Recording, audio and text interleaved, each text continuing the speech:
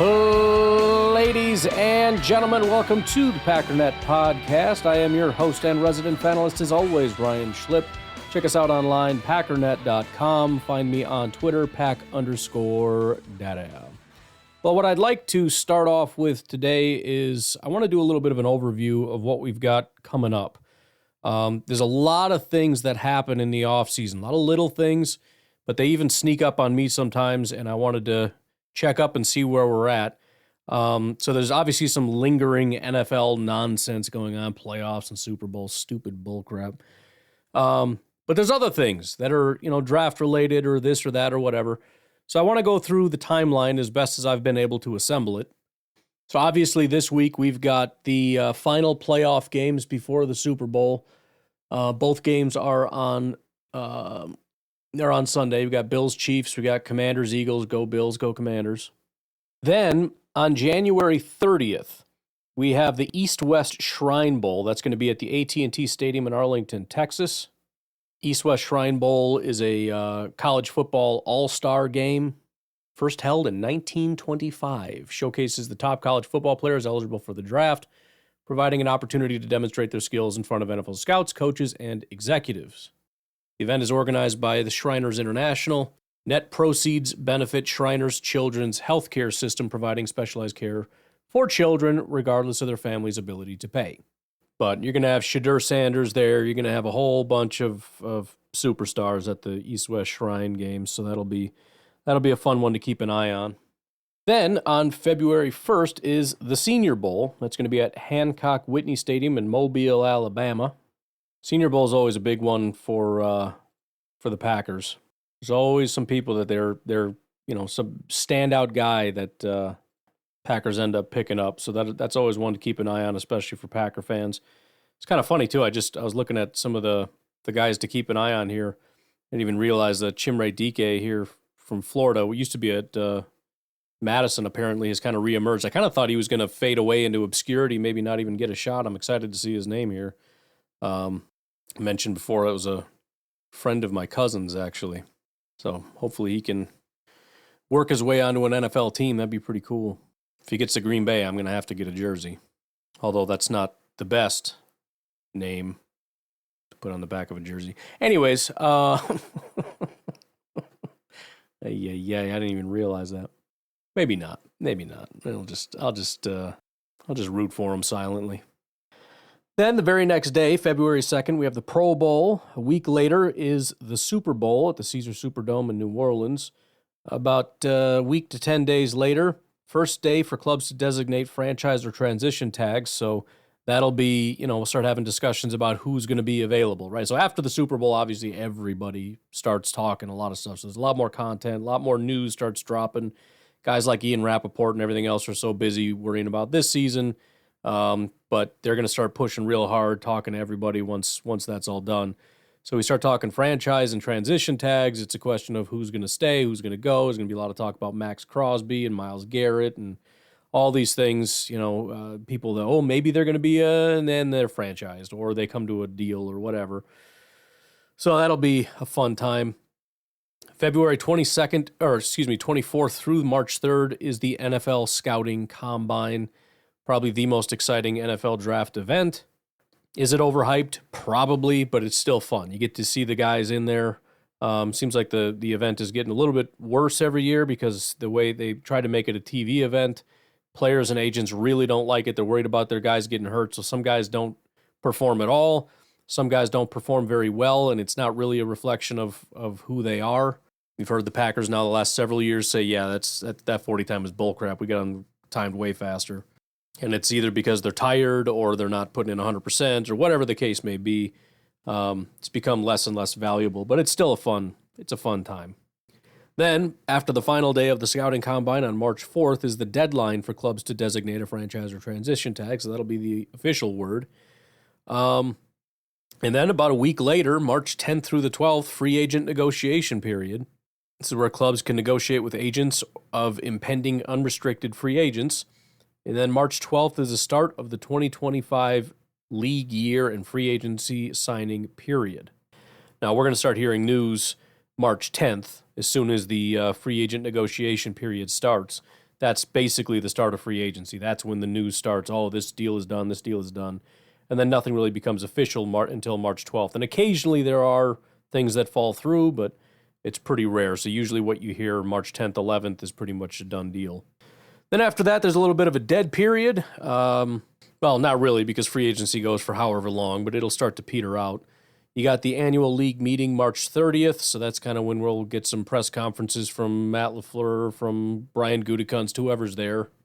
Bunch of guys hobnobbing around, and guys try to catch him and get some comments. Mark Murphy, obviously. Or is it? I don't know. It might be... I wonder if we're going to hear from... what is his name? I think Policy is his name. Ed Policy, I believe, officially takes over... in July. So it'll still be Mark Murphy, but I wouldn't be surprised if Ed Policy kind of gets pushed to the front to kind of do a little talking and whatnot. We'll see. I don't know.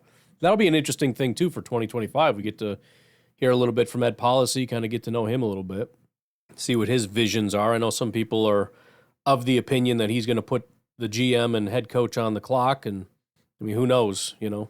Everybody's always on the clock. If you don't perform, you're out no matter what, but be good to hear from him. April 18th, deadline for restricted free agents to sign their sheets, their offer sheets. April 21st, clubs with returning head coaches may begin off-season workout programs. So again, like this stuff just comes fast. All this stuff is happening. All of a sudden, hey, boys are back in town doing work again. Then April 24th, 5th, and 6th, 2025 NFL Draft in Green Bay, Wisconsin. May 5th, exercise your fifth-year options. We got to talk about that. Early May, clubs hold post-draft rookie minicamps. May 12th, football development programs. Rookie premiere for NFLPA. June is pretty much a dead period, and then July, we got mid-July training camps open for rookies. So it's pretty hot and heavy here for the next several months. Even though it feels like the offseason, there's nothing going on. There's a lot going on. But anyways, speaking of the draft, I wanted to kind of dig into this. I said I was going to do it yesterday. Last night on Packernet After Dark. I mentioned I would do it today. And so we're going to. It was brought up. If I can find it here. Here we go. So I know Michael Rodney has kind of a reputation for being a very negative Packer fan and whatnot, but he said Rashawn Gary and Lucas Van Ness combined for 23.5 sacks in 62 games in college. Jared Verse had 18 sacks in 25 games in college. If Brian Gutekunst wants to draft a pass rusher who can get a lot of sacks in the NFL, he should draft someone who got a lot of sacks in college. First of all, my first thought was that's actually worth looking into. I sometimes look at the production levels of the guys that we draft, the PFF grades of the guys we draft, and I don't exactly know why we're doing what we're doing, and maybe we're overthinking things, et cetera, et cetera, et cetera. But the only, I guess, caveats in here would be, I think, the idea that Gutekunst is striving for sacks. I don't know that that's 100% true. I think a lot of fans are looking for sacks. I don't know that sacks are the primary thing that the team is looking for. But point taken, at least as far as production as a whole. If you want the pressures and the sacks and the disruption and everything, find somebody that gets pressures and sacks and creates disruption in college, and that goes for run defense as well. If you can't do it there, you shouldn't expect them to do it in the pros, right? And as I mentioned before, there's kind of two sides to this coin. On one side, which I think makes a little bit more sense, is if they're not productive, does that mean that they're not going to be productive in the pros? That would be the first thing I'd want to look at, because that one, I think that there could be some teeth to that. The other one that is less likely is if they're productive in college, that means they will be productive in the pros. So one thing says stay away from non-productive people because they won't produce. The other one is everyone that's productive in college will be productive in the pros, which I think is a very obvious, that's not going to be the case. Now, there's obviously more scientific ways to do this. I'm not going to make a gigantic project out of this because I think this is something that you can pretty much take care of with the eye test. And if it starts to become more serious, then you can kind of dig in a little bit more. But as soon as I started doing the eye test thing, I don't know. So here's the thing that I would say. You'd have to be specific with what you're talking about if I were to talk to Michael Rodney about this. What exactly do you mean? Where are we drawing the line? Because when I look at it, if I look at Jared Verse, for example, Jared Verse is obviously the guy that everybody is saying is fantastic and everything. He had, in 2023, 62 pressures, 329 attempts, and 11 sacks, right? All right, that's very good. That is, 62 divided by 329, 18.8% pressure rate and 11 sacks. Rashawn Gary, in his last year, I mean, he only played about a half a year, but it was 14% pressure rate and 4 sacks. The year before that, he was 14% and 7 sacks. So there's definitely a lack of production from Rashawn Gary. He never was a high sack guy. His pressure rate was fine. I mean, if it translated perfectly to the pros, then that's fine. The counterpoint to that, though, is that Rashawn Gary did become that guy. All right? I mean, this was really his one down year. Pretending that this is just who Rashawn Gary's been is nonsense. He had an 18% pressure rate for multiple years, one of the highest pressure rates in the entire NFL. So that actually kind of flies in the face of the first part, because this is a guy that didn't produce in college that did produce in the pros. Beyond that, to me, there's a lot of red flags for Jared Verse. I mean, first of all, I don't know, again, where these cutoffs are. He did get past double-digit sacks with 11. That was the first year he did that. The year before that, he had 9. The year before that, he had 7. He's also wildly inconsistent. He had an 84 overall grade, but it was 60-80, 60-80, 60-60, 50-80, 60-60, 60-80, 80. So, I mean, if you're just kind of eyeballing it, it's definitely a high-risk thing. It's not the craziest thing in the world to get 11 sacks. And then if you look at Lucas Van Ness, he had 17% pressure rate and 9 sacks. I mean, that's pretty fantastic. 17% is almost identical to what Jared Verse had, and it was 2 less sacks. If we're going to pretend that that's some kind of a massive gap between the two, it's very obviously not. He also was similarly graded. He had an 80 PFF grade, but was much more consistent, 70, 80, 80, 70, 50, 60, 60, 50, 70, 70, 60, 70, 70. A little bit more like compressed in the middle as opposed to the extreme highs and lows. But yeah, I think Van Ness was actually quite similar to Jared Verse statistically, just with a slightly higher percentage and a couple more sacks. If you look at Braden Fisk, who is the only really good pass rushing defensive tackle, I mean, he just had a 74 PFF grade. His pass rush win rate was 10.6%, and he had 6 sacks on the season. So there's definitely nothing super flashy or fancy about him at Florida State. And really, if that was the gold standard, Latu would be the prime guy. I mean, he had a 96 PFF grade, 94 pass rush grade. My goodness, he had 26, 304. Do that again. Well, not 26, he had 62 in 304 attempts. So that's 20.4% pressure rate and 15 sacks. I mean, the guy was just an absolute freak in college, but so far, He had 10.1% pressure rate and 4 sacks, and he played the entire season. So, I don't know. I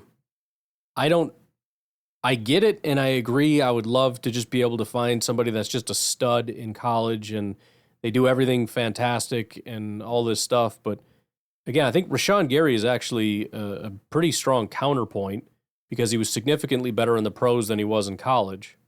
Lucas Van Ness was actually quite productive. You can talk about games, but there's also usage. I'd rather you just stick to snap counts overall. Jared Verse was used more, so he had more snaps in games, so he's going to end up having more stats overall. So, if we just stick to pass rush snaps, it makes more sense. Just kind of going down the line here real quick. Of the top pass rush, Jared Verse actually had the most pressures in the entire NFL, which is crazy. After that was Jonathan Grenard for Minnesota. Going back to Grenard in college, He had 47 pressures and 9 sacks in his final year in Florida. That's just 14.9% pressure rate and 9 sacks. After that was Trey Hendrickson. He had a 25% pressure rate and 9 sacks, kind of low sacks, all things considered. But he played at FAU, so the competition level kind of makes that a little bit of an asterisk. Myles Garrett obviously is a freak, but when you're talking number 1 overall selection, that's not really worth discussing. And then Danielle Hunter at LSU had 14 pressures and 3 sacks on 342 attempts. How is that even possible? 14 divided by 342. He had a 4% pressure rate and 3 sacks? Was he really that awful? He was. I mean, he was a pure run defender. He had an 81 run defense grade, a 57 pass rush grade. He was a god-awful pass rusher. Got drafted in the 3rd round by the Vikings, and look what he became. So I don't know, man. I mean, it feels intuitive, but I'm not seeing that anywhere. Just everywhere I go, you think you'd accidentally come across some stuff. Just really not. I mean, George Karlaftis, next on the list, he was taken number 30 overall. He had 5 sacks in his final season. Rousseau had 16, which is a lot. So there you go. He had 16. Za'Darius Smith, Kentucky, 41 pressures and 350 attempts and just 6 sacks. So that's not very good. Chase Young was a freak, but again, number 2 overall pick. I'm not really incorporating that in there because they're just freaks, and that's the whole point. Next highest was Jonathan Cooper, who was a 7th round pick in 2021. His last year in 2020 at Ohio State, he had 33 pressures and 228 attempts and just 3 sacks. He had only 9 sacks in 5 years at Ohio State. So, I don't know. I'm going to largely disregard that until somebody can bring something to my attention that says otherwise. I'm just not seeing a super strong correlation. I mean, again, occasionally you'll find it. You'll be like, look, this guy had a lot of sacks, and then look, he did that in the pros. So what? That's nonsense. It's not even enough correlation to say correlation doesn't necessarily mean causation. It's not even it's just a single data point. Correlation is a line. There's no line between one point by itself. Yes, some guys are very productive in college and in the pros. Some guys are not productive in college and are productive in the pros. Some guys are productive in college and not productive in the pros. I'm sure it's not a bad thing. I'm sure it's actually a good thing that they were productive, and I'm sure that works in their favor. In fact, who immediately sticks out in your mind when you think Packers guy that had a bunch of pressures and sacks and everything? You know who I'm thinking of? How about Carl Brooks? Carl Brooks, in his last year at Bowling Green, had 69 pressures on 386 attempts and 12 sacks. 93 PFF grade, 90 run defense grade, 92 pass rush grade, and for good measure, he even had a 78 coverage grade. You don't get much more dominant than Carl Brooks on the inside or outside or wherever he ended up playing, defensive right end. I don't know, maybe we stick him back on the outside, we get a bunch of sacks. I don't know. Certainly not working out in the pros all that well. All right, why don't we take a break, and we'll be back with some more stuff. We'll be right back. Well, it's officially official. Aaron Glenn is out of Detroit, and he is the New York Jets head coach. So now the purge continues in Detroit, so hopefully that is a boon for us. Some people are a little bit more optimistic than others. I'm skeptical that this means Detroit just completely falls off a cliff, but obviously I'm hopeful. That also means Jeff Hafley will be staying in Green Bay. I think that was expected, but still can breathe a sigh of relief. Continuing on with the coaching news, apparently Liam Cohen, who was sounding like a done deal to go to the Bucs, has decided to walk away. Ari Mirov says 2 of the most sought-after offensive-minded head coaching candidates, Ben Johnson and Liam Cohen, turned down Jacksonville, not Buccaneers. That's where he came from. The reasons why aren't hard to figure out. Jacksonville had the exact same issue last year.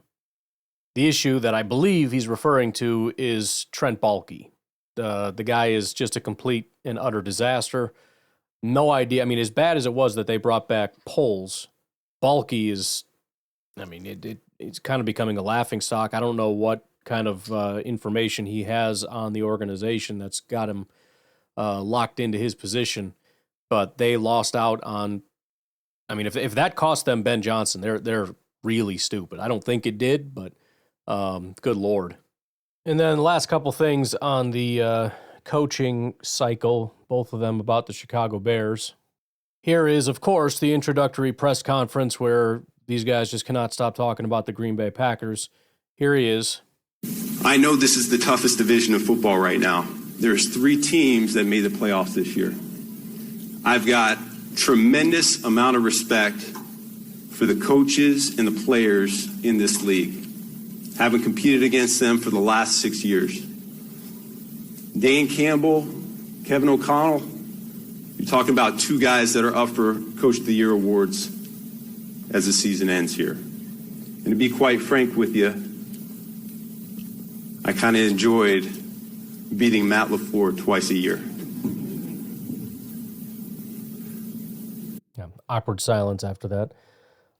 He is an awkward guy. There's no doubt about it. And I think we're going to come to learn that. Now, I know this isn't exactly what he meant because he said, I have respect for everybody and 3 teams won the playoffs. And then he adds to that, 2 of the guys are Coach of the Year candidates. But in another way, if you just cut it before he talks about the Coach of the Year candidates, it really sounds as though he's saying there's 2 coaches in this division that are up for Coach of the Year. And as for the Packers, I enjoy beating them twice a year. In other words, I have tremendous respect for 2 coaches around here and the other guy's a freaking bum. Again, not what he said, but if I'm Matt LaFleur, if that doesn't piss you off a lot, I don't care what he meant. I don't care if he calls and shakes your hand and is like, oh, no, it's not what I meant. And I don't care.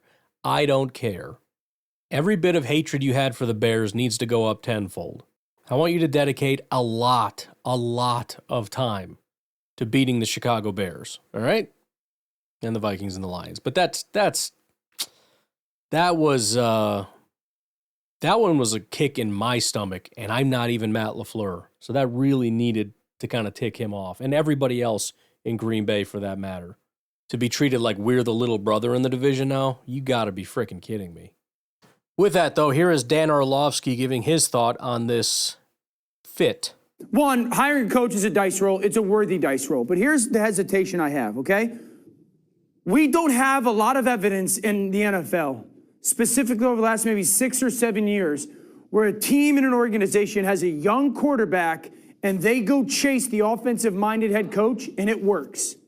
Okay, like we're way too in love with that in the NFL. And that's what gives me a little bit of hesitation on this one. The only one that I could sit here and say we could claim as a victory, a win, a good, is when the Rams went and got Sean McVay for Jared Goff after his rookie season. And they also moved on from Jared at some point, okay? Like Mike McDaniel and Tua, we can have the conversation of. Zach Taylor and Joe Burrow, maybe have the conversation of. But the ones that we've seen actually work with some of these young, talented quarterbacks are Sean McDermott and Josh Allen, a Harbaugh and a Lamar Jackson, a C.J. Stroud and a DeMeco Ryans, a Dan Quinn and a Jaden Daniels. We actually have a lot more evidence recently of the defensive-minded head coaches it actually working out better for the young quarterback. The second part is, so that gives me hesitation. First-time head coach and a young quarterback, one of the things that often in conversations doing these games, I'll never forget, it was a first-time head coach, young quarterback, and the first thing out of the head coach's mouth was, there is so much that I have to do on a daily basis that I wasn't ready for. And so you got to make sure that the right people are with you. And the last part is this. The fundamental element, the starting point, the foundational piece of Ben Johnson's offense is the play-action pass. It is everything that allows them to have the most success schematically. It is where Caleb Williams very much so struggled last year.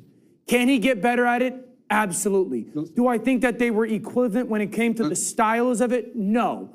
But that will be the most important part, the rhythm and the timing of that. If it doesn't get better, this won't work. Can it? Okay. Look, it just, the bottom line is there's a couple different things here. Number one, we don't know if this dude will be a good offensive play caller in Chicago with different pieces. Number two, we have no idea if he's going to be a good head coach. Number three, I don't know if you could call the best plays in the history of the world and it's going to make a difference if the players aren't very good. there's a lot of hurdles to jump yet here before they start, getting themselves fitted for Super Bowl rings. All right, let's take our last break. We'll rip through the last of my news and notesy stuff here, pull up a little bit of NFL draft, and we'll call it a day. Be right back. All right, so no particular order here. Let's start with some fun stuff. There's been a lot of rumblings about Davante Adams to Green Bay. There's been a lot of flirting kind of stuff going on, couple comments here and there. Davante can't really speak too much on it because he's technically still with the Jets, but it's kind of mentioned he'd keep his options open, et cetera, et cetera. And Kay Adams has been talking to him quite a bit, trying to kind of tease the idea of getting him back to Green Bay. And Leroy Butler just, I think today, made some kind of a comment like, hey, give me a call. We got to work this out. A lot of people working on it, but I figured of all the different clips and whatnot, I wanted to play this one. Number one, because it's just complimentary, but number two, it maybe gives us a little bit of a insight that's kind of important. Here is Davante Adams with Kay Adams. I just realized they had the same last name. Over in the NFC, we got a rookie quarterback that you spoke so highly of before the season even started. When I was talking to you about him, I mean, you were in the NFC Championship against the Seahawks on the road your rookie year. We've talked about it a lot. Is there anything that has stuck out about Jayden on this playoff run? Man, he honestly, and I know people are going to act crazy for me saying this, but I don't even mean it in any way other than just what I'm saying. But he reminds me a lot of just the temperament, the calmness, just the smoothness out there. He's a lot like J Love as far as like demeanor goes. And you never see him get worked up. He may put a ball out a little too far, or somebody may not come down with it, which doesn't happen too much. But if it does, you can just feel it's like a different type of veteran feel back there. I mean, the kid's just sitting in the pocket, dialing it up, waiting for stuff to develop, hitting open receivers, and then running the ball and running through people, doing a little bit of everything. It looks literally just like his Heisman year. And this is exactly why I wanted him in Vegas. I don't know if I would have ever had to leave Vegas if we would have been able to make that happen. But when you are the best talent in the draft, you're not going to drop past, wherever we were. So I understand that part as well. You always bring it back to the Packers. What are we like? Well, let's pause it there before we go on. But I think it's worth noting, she started off by talking about Jayden Daniels, and that loud banging noise was him banging his fist on the table because he gets so excited about Jayden Daniels. He called it. He knew it. He was a big fan of Jayden from day one. But it's funny because he said he wanted Jayden with the Raiders. That's who he wanted to be his quarterback. And what quarterback does Jayden remind him of? Jordan Love. I'm not a genius or anything, but it kind of sounds to me a little bit like the type of quarterback Davante would like to be with is a quarterback like Jordan Love. The Jaguars fired Trent Baalke. Oh, you're so stupid. Oh, man. So, again, not pretending to be some kind of a super genius here, but he likes Jayden. He wished Jayden was his quarterback when he was with the Raiders. Jayden reminds him of Jordan Love. Continuing. I didn't think you were going to do that, but you always, some way, you bring... I didn't do that. I didn't do that. Nothing to the Packers. You did that. The J Love. I didn't say anything about Green Bay. I said Jordan Love. You did. I mean, that was the headline months ago. You said that you wish that you had gotten Jayden Daniels. Do you think he beats this Eagles team in Philly? Look, anything's possible. Best player in football right now is on the Eagles, so I don't know that I can say they're going to win the game, but I know that if there's anybody in the playoffs right now on the NFC side, or on the NFC side from the beginning, that's I feel like can take this. I feel like it's them, especially after this game. I'm not gonna lie. I personally am always rooting for Jayden. I think that he's one of the best quarterbacks in the league, rookie. But I did not think they were going to win that game. And that's just because Detroit is just a different team this year. And, I'm not wrong. I don't think I'm wrong for thinking that they were maybe had enough juice and firepower and, the way that they were calling plays, everything. I think it surprised a lot of people, but it also doesn't really surprise me. It's a weird place for her to cut off her own video. But if you noticed in that long thing there, he said he thought Jayden was one of the best quarterbacks in football right now. Now, to be clear, he mentioned very specific characteristics, and it's entirely possible outside of those characteristics he thinks Jayden's way better and blah, blah, blah, blah, blah. He also said, I'm talking about J Love, not the Packers, which might not mean anything more than exactly what he said. It might mean, look, I show love to Jordan Love. It doesn't mean I love the Packers. I don't know. I'm just saying there seems to be some questions about Davante and the Packers and the relationship there. I don't know how strong that is. He seems concerned about it, whether some people would want him back there. I know, potentially referencing the fans, but maybe even beyond that. It was maybe a little bit hostile the way it all went down. You remember they offered him a contract. He felt that the contract was insulting. So he said, screw that. And then when the season ended, they offered him a bigger contract, and he said, nope. And then he went and got a contract from the Raiders, and the Packers are like, all right, fine, we'll beat that contract. And he said, no, you had your chance, I'm out of here. Through that process, it's possible that, there was some hard feelings or something. I don't know. I can't imagine it would be something you couldn't get over, but at the same time, you are concerned about toxicity in the locker room. You would hate to have any possibility of something like that happening. I don't know, but all I can say is it seems to be a decent enough fit. They've worked together already, Davante and Jordan. Davante really likes Jordan. Jordan really likes Davante. Joni likes Chachi. You know what I mean? Like, let's do this thing. I can't separate the fan part of me. There's the analysis side that might be a little bit more skeptical or pessimistic, but what a cool story that is. For him to leave and then come back home and finish his time in Green Bay and help us get that true number one wide receiver, even if he's not peak Davante, he's still a good enough version of Davante. Help to elevate this team, elevate the offense. It's just, I'm sorry, it's too good of a story to not just say, let's just frickin' do it. Let's just do it.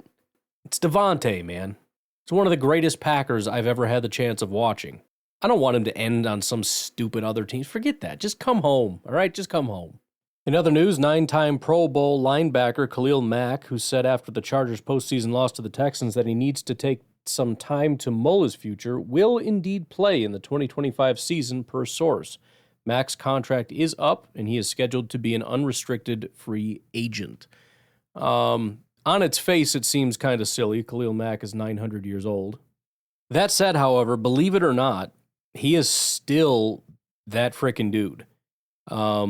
He had an injury in 2021, which was his only bad year of his career. 2022, his first year with the Chargers, was also a down year, which made it seem like, okay, he's finally done. Just to be clear, going back to 2014, here are his grades. As a rookie, 87, 92, 93, 90, 91, 86, 95. Then he gets injured in 2021. 2022, he doesn't really bounce back, 72 PFF grade, which, by the way, the fact that that's him, like, sucking in 2022, 59 pressures on 518 attempts and 9 sacks. That's like a garbage year for him, apparently. 72 PFF grade, just a 69 pass rush grade. 2023, though, he's back. 92 PFF grade, 91 run defense, 72 tackling, 86 pass rush, 86 coverage. He had 88 pressures and 18 sacks for the Chargers. This past year wasn't quite that good, but it was still very, very good. He had a 90 PFF grade, an 88 run defense, 79 pass rush, 80 coverage grade, 52 pressures and 9 sacks on 419 attempts. So would I be interested in 34-year-old Khalil Mack? I think I would. Sometimes guys are just absolute freaks, and you kind of know who they are, right? Julius Peppers was a freak. He just built different. His DNA is just different. Khalil Mack is one of those guys that's just different. 34 for him might be closer to 29, 30 or something for another guy. It might be 28. I don't know. But, some guys are just different human beings. And very obviously, Khalil Mack is one of those guys. He came in as a rookie and was, arguably one of the best guys in football already. Pass rush wasn't 100% there, but the run defense was. And then by year 2, 16 sacks, 82 pressures on 581 attempts. I mean, the guy is just an absolute freakish monster. Now, it's funny. It's actually funny. Let me see if I saved that clip or not. I don't think I did. This is actually kind of perfect. I did. Here we go. Here is Brian Gutekunst speaking at the podium. It all depends who the player is, and what he could give you. I don't particularly want to see somebody on the backside of their career. I don't think that's something I'd be particularly interested in. How old was Reggie White when Ron signed him? I mean, he was in his 30s, I believe, but he wasn't on the backside of his career by any means, So I think it just depends on the player and what you think he has in front of him,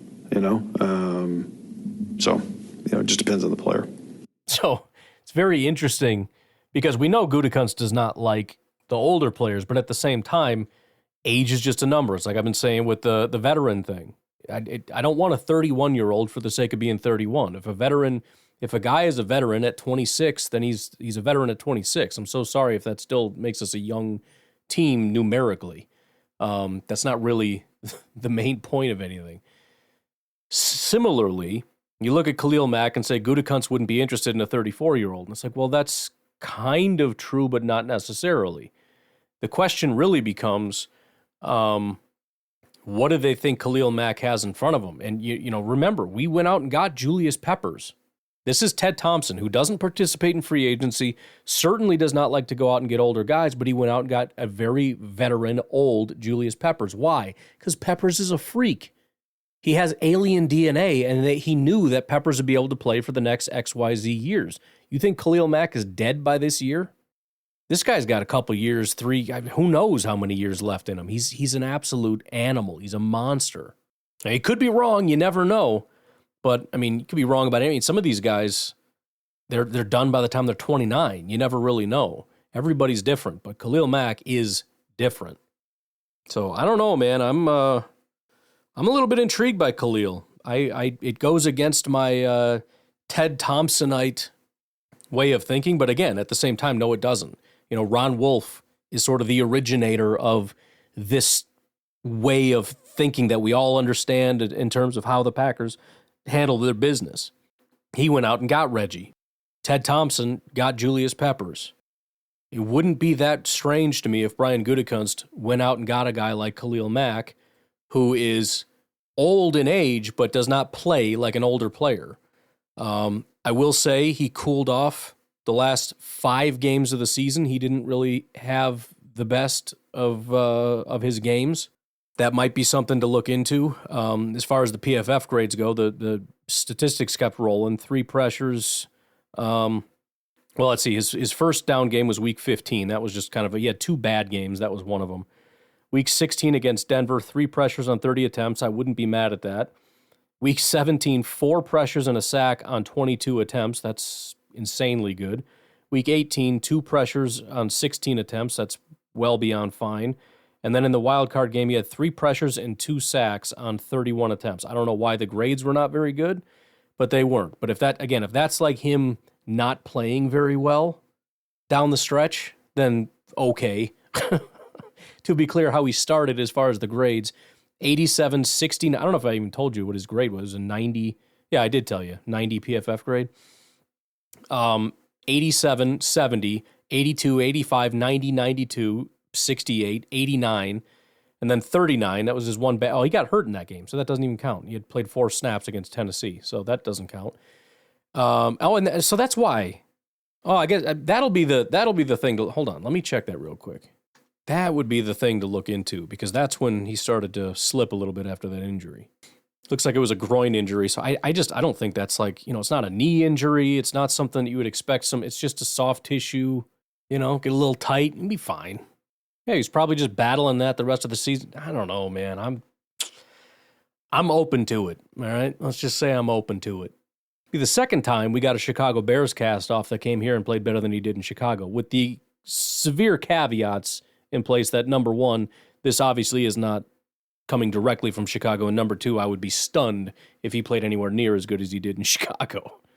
Although I shouldn't be stunned. He was very good in Chicago, but he basically has been that good his entire career. A couple other little things here. Justin Fields played 36% of his offensive snaps for the Steelers. The conditional threshold was 50%, so the Bears will only get a 6th-round pick. So Fields, appreciate that. That's via Wendell Ferreira. NFL Commissioner Roger Goodell says logical next step for the league is to add an 18th game. He told at Business, what is that? Bloomberg, quote, "We would keep within that 20-game framework. We went to 16-4, now 17-3, so 18-2 is the logical step." I love that he immediately puts out there that, it's within the 20. It's like, well, you just go to the number that you want to go to and just keep dinking and dunking our way down there. You know how I feel about it. A lot of people are opposed because of the players, and I understand that. There's probably going to be more worn-out players, injured players, and that's never a good thing. It's not good for the league, good for anybody, but it's more football for me, and I'm selfish, and I fail the marshmallow test, and that's how it goes. Little stat via Bill Huber, Packers Edger and Cooper, Hall of Fame Brian Urlacher and DeMeco Ryans, the only rookies since at least 1999 with at least 80 tackles, 3.5 sacks, 13 tackles for a loss, and 4 passes defended, according to StatHead. Pretty solid company to be in, huh? The video here I wanted to play. Clayton highlighted this one. We've talked about it plenty of times. I've mentioned before, it's annoying that everyone's so obsessed with sacks all the time. We had, in the Pettin days, I think it was, the heck was his name? Jack Smith, something like that. He came out not against sacks, because sacks are great things, but just against the idea that that's like the most important thing in the world. Here is Cam Jordan with his thoughts on it. I think a sack is an overrated stat. Is it overrated? What do you think's better, TFL? Playing the actual game. Winning the game is what's important, but some guys get so caught up in like, I got to get sacks, and we look at it like, oh, he's the best because he had 19 or 20 or 22 sacks, but he's not worth a damn in the run. But we don't talk about it. He's the DPOY, but he's a liability on the outside zone stretch plays. Yeah. He's the best, but he swims B gaps and C gaps, and like the linebackers hate him, but you'll never know it. He's the best, but he runs past the quarterback all the time because he's trying to get around the hump. He does 11-yard He's playing Lamar Jackson, and he can run for 40 yards, and it's man coverage. That's his gap, and it's 3rd and 12, and the team shouldn't have any shot at getting that 3rd down, but you ran past the quarterback. But you got to sack the play before. Right. You look at the stat sheet, like, he killed it. What else did he do for the game? What impact did he have on the game? Is he a game wrecker? Absolutely. Strip, sack, fumble? Nothing like it. But liability in all other phases? Does that actually help your team win? Or now we're just praising you for the splash plays that you can't create? I agree. Let's be completely honest. This is common sense. First of all, sacks are such small numbers. We talk about, double digits. Double digits? I got Khalil Mack still up here, so I'll just use him as an example. Do you know how many snaps he played? 668. He had 9 sacks. That's plenty of sacks. Out of 668 plays that he made on defense, 9 of them ended in a sack. That's 1.3% of his snaps were a sack. 1 in 100. Think about that. 668, and we don't know about 659 other snaps what took place. We want to judge all 668 based on 9 sacks. And the fact that like a guy has 9 and another guy has 15 and the guy with 15 is so significantly better, it's 6 more. In the grand scheme of things, it's not that much more. How much as a percentage is it more of? It's almost not any more. If you had 15 sacks, that's 2.2%. It's almost double. And it just went up from 1.3 to 2.2%? 668 plays on a football field. There's more to what the guy did than the, 7 to 18 plays that ended up being sacks. There's a lot more to football than just those couple of plays. It's the same with interceptions. Oh, he had a great year. Look at all those picks. I mean, all those picks. There's not that many picks. What do you have, 10 picks out of like 1,000 plays? Do you think we should even contemplate what he did for the other 990 plays before we deemed him to have a good year based on those 10? What a stupid way to assess things. 10 sacks is like a half a sack a game. If that's all you want, and by the way, that's why some of these players do what he's talking about. All they care about are sacks because they think it's going to get them more money, and it's certainly going to get them more clout out there on social media because that's all anybody cares about. They're going to talk about the sacks and the sacks and the sacks and the sacks and the sacks. Sacks get you stacks, you know what I mean? But it's stupid. Now, that's not to say that everybody that gets a bunch of sacks is garbage, and everybody that doesn't is actually secretly great, but there's certainly more to football than just how many sacks they got. And again, this is why, first of all, I harp on pressures, because it's significantly more valuable information. First of all, it's a much higher percentage of what the people actually do. So it's a little bit of a better gauge than just these fluky little onesie-twosie sacks. But even that, we're just talking about pass rush. Like, let me give you an example. I pulled up all the edge rushers here. Micah Parsons had 14 sacks. Khalil Mack had 9. No doubt in my mind that almost every single person on planet Earth would say Micah Parsons is way better than Khalil Mack. He had way more pressures, too, with almost the exact same amount of attempts. 70 compared to 52. However, you're looking at an 88 run defense grade compared to a 65. Micah Parsons just runs past people. Of the top 10 pass rushers, he is by far the worst run defender. And so take out age and everything else, make him the exact same guy. Do you think coaches would rather have Khalil Mack or Micah Parsons? A well-rounded guy that's going to get you well above 10% and roughly 10 sacks, or a guy that's going to get you, 5 more sacks over a course of an entire season, but doesn't really help you in other phases of the game? They're going to take Khalil Mack. And so it's funny, if you look at Rashawn Gary, and it's funny because I actually found Rashawn because I was looking for Max Crosby. I was curious where he was on this list. Max Crosby and Rashawn Gary are very similar. Max had 54 pressures. Rashawn had 49, so within 5 of each other.